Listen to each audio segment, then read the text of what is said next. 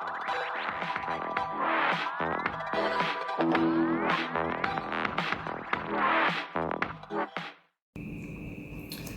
Sobat Teruna, kembali lagi di Badabes, bangun dan bertumbuh sekutu Tuhan. Sebelum kita membaca serta merenungkan firman Tuhan pada pagi hari ini, mari kita bersatu di dalam doa. Kita berdoa.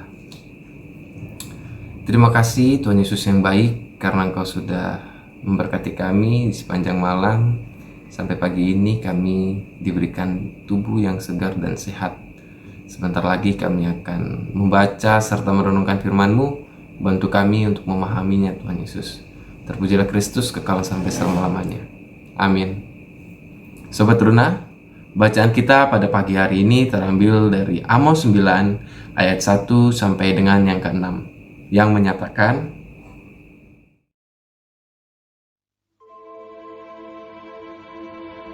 Kulihat Tuhan berdiri dekat mezbah, dan ia berfirman, Pukullah hulu tiang dengan keras, sehingga ambang-ambang bergoncang, dan runtuhkanlah itu ke atas kepala semua orang, dan sisa-sisa mereka akan kubunuh dengan pedang.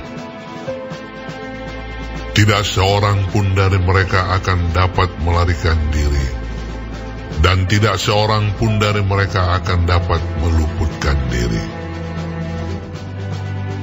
Sekalipun mereka menembus sampai ke dunia orang mati, tanganku akan mengambil mereka dari sana. Sekalipun mereka naik ke langit, aku akan menurunkan mereka dari sana. Sekalipun mereka bersembunyi di puncak gunung Karmel, aku akan mengusut dan mengambil mereka dari sana. Sekalipun mereka menyembunyikan diri terhadap mataku di dasar laut, aku akan memerintahkan ular untuk memagut mereka di sana. Sekalipun mereka berjalan di depan musuhnya sebagai orang tawanan, aku akan memerintahkan pedang untuk membunuh mereka di sana. Aku akan mengarahkan mataku kepada mereka untuk kecelakaan dan bukan untuk keberuntungan mereka. Tuhan Allah semesta alamlah yang menyentuh bumi, sehingga bergoyang dan semua penduduknya berkabung, dan seluruhnya naik seperti sungai Nil, dan surut seperti sungai Mesir. Yang mendirikan anjungnya di langit, dan mendasarkan kubahnya di atas bumi. Yang memanggil air laut, dan mencurahkannya ke atas permukaan bumi. Tuhan, itulah namanya.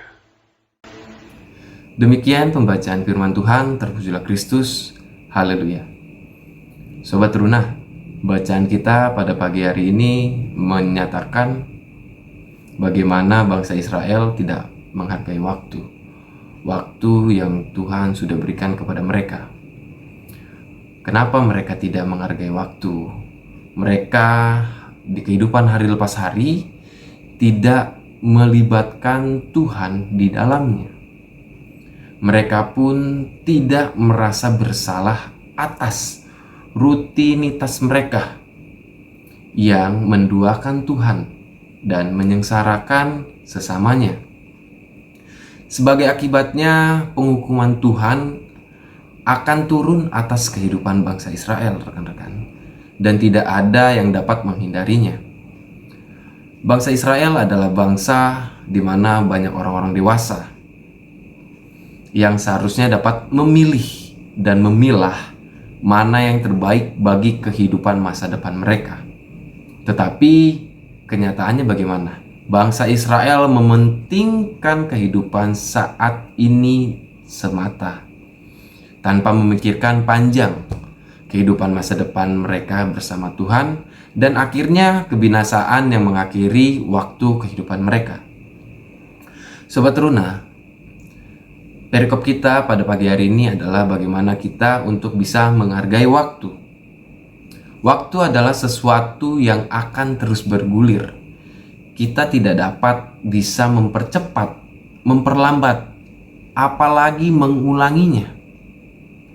Sehebat atau sekaya apapun kita tuh tidak akan dapat atau tidak akan bisa mengendalikan waktu. Karena apa? Waktu yang memiliki waktu adalah Tuhan. Untuk itu menjadi sangat penting bagi kita belajar menghargai waktu dan mengatur kehidupan kita supaya waktu tidak berlalu dengan sia-sia, rekan-rekan. Dan juga Tuhan memberikan kepada kita waktu yang sama, yaitu 1 hari 24 jam. Namun tidak semua dapat menghargai waktu yang Tuhan beri kepada kita. Mungkin di antara kita masih ada yang suka menunda-nunda pekerjaannya. Mungkin pekerjaan rumah, pekerjaan sekolah, atau pekerjaan di dalam kantor. Masih ada juga yang tidak mau berbuat baik kepada sesama. Atau masih ada yang menyepelekan waktu bersama keluarga, waktu bersama teman, sahabat, ayah, ibu, bahkan terlebih menyepelekan waktu bersama Tuhan. Hari ini sama-sama kita belajar, kita diingatkan supaya menghargai waktu yang Tuhan beri. Jangan sampai kita terbuai dan melakukan hal-hal yang membuat waktu kehidupan terbuang sia-sia. Karena menyesal pun tidak dapat membatalkan apa yang sudah terjadi, rekan-rekan.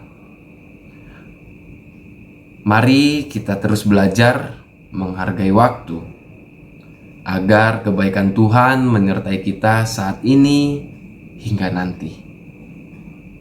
Untuk menutup, waktu Tuhan adalah waktu kita. Amin. Mari kita bersatu di dalam doa. Tuhan Allah Bapa kami yang bertata di dalam kerajaan sorga, terima kasih. Renungan pada hari ini kami diingatkan, kami sama-sama belajar untuk bisa menghargai waktu terhadap keluarga, sahabat, teman, terlebih Engkau ya Bapa. Tuhan berkati kami juga dalam aktivitas kami sebagai pelajar, mahasiswa, pekerja. Bantu kami Tuhan Yesus agar kami bisa menghadapi hari ini. Terwujudlah Kristus kekal sampai selama-lamanya. Amin. Sobat Teruna, renungan kita pada pagi hari ini telah selesai. Selamat beraktivitas. Tuhan Yesus memberkati.